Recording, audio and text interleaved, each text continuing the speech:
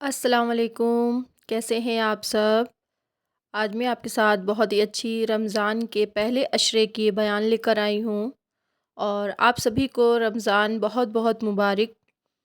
تو چلے پھر ویڈیو شروع کرتے ہیں۔ آج میں آپ کو رمضان کے پہلے عشرے کے بارے میں سارے طریقے، سارے افضال، جو بھی چیز ہوتی ہیں، سب چیزیں میں اچھے سے بتانے والی ہوں۔ تو ویڈیو کو سیو کر کے رکھ لیجئے تاکہ آپ کو اس کی ضرورت ہو تو آپ اس وظیفے کو یا اس ویڈیو کو دیکھ کر آپ ساری جانکاری لے سکیں۔ تو آئیے پھر ویڈیو شروع کرتے ہیں، اور ویڈیو شروع کرنے سے پہلے جنہوں نے ابھی تک میرے چینل کو سبسکرائب نہیں کیا ہے تو پلیز کر لیجئے گا اور بیل آئیکن ضرور پریس کیجئے گا۔ تو بسم اللہ الرحمن الرحیم۔ رمضان کا پہلا دن ہر مسلمان کے لیے بے حد برکت اور خوشی کا موقع ہوتا ہے۔ یہ صرف بھوک اور پیاس کا نام نہیں بلکہ روح کی پاکیزگی اور اللہ سے قربت کا ایک نیا سفر ہے۔ پہلے دن کا بیان کے لیے کچھ خاص باتیں ہیں، میں آپ کو بتاؤں گی۔ سب سے پہلے ہم کرتے ہیں نیت کی برکت۔ رمضان کا آغاز ہمیشہ صحیح نیت سے ہونا چاہیے۔ روزے کے مقصد صرف کھانا پینا چھوڑنا نہیں ہوتا ہے بلکہ تقوی، اللہ کا ڈر اور پرہیزگار بھی ہوتا ہے۔ اعمال کا دار و مدار نیت پر ہوتا ہے۔ پہلے دن یہ عزم کر لیں کہ یہ مہینہ ہم اپنی برائی، اپنی عادتوں اور چھوڑنے کے لیے استعمال کریں گے۔ پھر اس کے بعد دوسرے جگہ پہ آتے ہیں ہم، رحمت کا پہلا عشرہ۔ رمضان کا پہلا یعنی کہ 10 دن رحمت کا ہوتا ہے۔ اللہ کی رحمت کا دروازہ کھل جاتا ہے۔ پہلے دن سے ہی کوشش کرے کہ زیادہ سے زیادہ استغفار کرے اور اللہ کی رحمت کا طلبگار ہو جائے۔ تیسرا ہے قرآن سے تعلق۔ رمضان اور قرآن کا گہرا رشتہ ہوتا ہے۔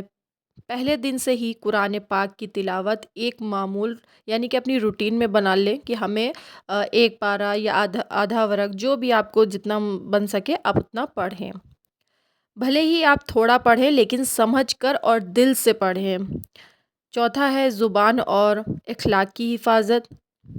روزے کی حالت میں صرف پیٹ کا روزہ نہیں ہوتا بلکہ آنکھوں کا روزہ، غلط چیزوں کو دیکھنا، کانوں کا روزہ، غیبت یعنی کہ برائی اور بری باتوں کو سننا، زبان کا روزہ، جھوٹ، غصہ اور گالی گلوچ سے پرہیز کرنا۔ پانچویں طرف آتے ہیں دعا کی قبولیت۔ افطاری کے وقت کی دعا کبھی رد نہیں جاتی یعنی کبھی خالی نہیں جاتی ہے۔ پہلے ہی دن کی افطاری پر اپنے لیے، اپنے گھر والوں کے لیے اور پوری امت کے لیے خصوصی دعا کریں۔ ایک پیاری سی نصیحت میں دینا چاہوں گی آپ لوگوں کو۔ پہلے ہی دن تھوڑا تھکان یا پیاس محسوس ہو سکتی ہے، لیکن یاد رکھیں کہ ہر مستحق پر اللہ نے اجر یعنی ثواب رکھا ہے۔ اس دن کو زیادہ سے زیادہ عبادت، ذکر اور شکر میں گزاریں۔ رمضان کا پہلا عشرہ، پہلا 10 دن بے حد خاص ہوتا ہے کیونکہ رحمت کا عشرہ کہا جاتا ہے۔ ان دنوں اللہ کی رحمت پوری شدت کے ساتھ اپنے بندوں پر برستی ہے۔ پہلا عشرے کا بیان کے لیے کچھ میں اہم باتیں آپ کو بتاؤں گی۔ پہلا عشرہ، پہلا رحمت کا منہ اور مقصد۔ پہلے 10 دنوں میں اللہ تعالیٰ اپنے بندوں پر خاص رحمت نازل فرماتا ہے۔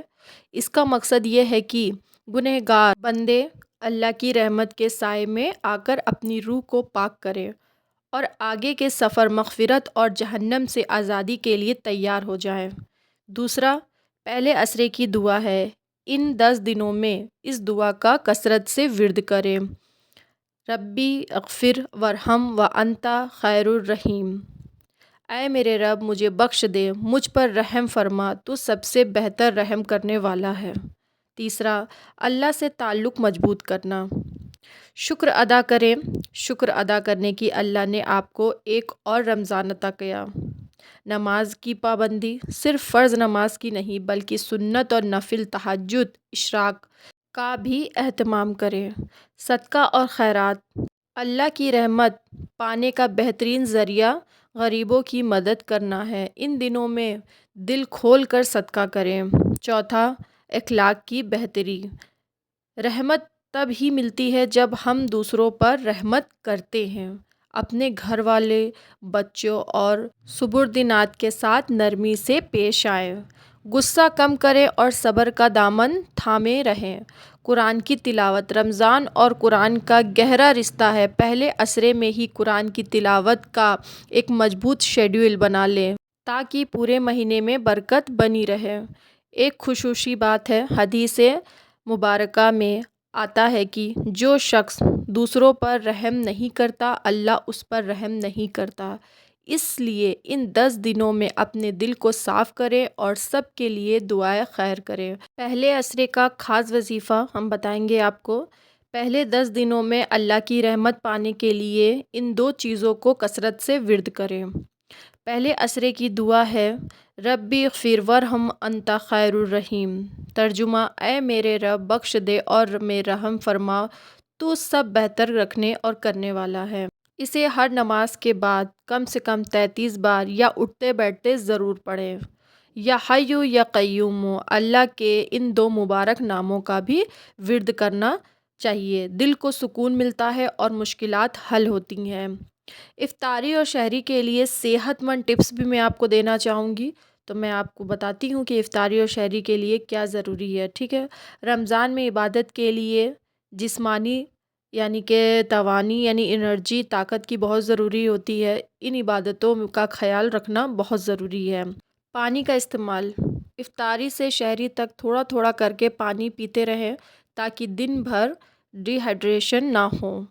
سحری میں دہی یعنی کہ کرڈ، سحری میں دہی کھانے سے دن بھر پیاس کم لگتی ہے اور ہاضمہ جو ہوتا ہے ڈائجیشن بہتر رہتا ہے۔